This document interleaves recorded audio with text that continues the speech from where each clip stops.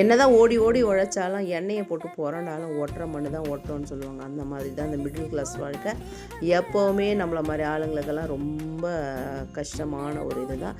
இந்த மீன் வாங்குறதுல கூட பாருங்கள், பெரிய மீனாக வாங்கினா கொஞ்சம் கஷ்டப்படுவோம். இந்த மாதிரி சின்ன மீனாக தான் வாங்கி குழம்பு வைப்போம். இந்த மீன்லாம் வந்து 10 ரூபா 20 ரூபான்னு விற்ற காலம் போய் இப்போது இதையே நம்ம வந்து 100 ரூபாய் 200 ரூபா கொடுத்து வாங்க வேண்டிய காலம் மாறி போச்சு.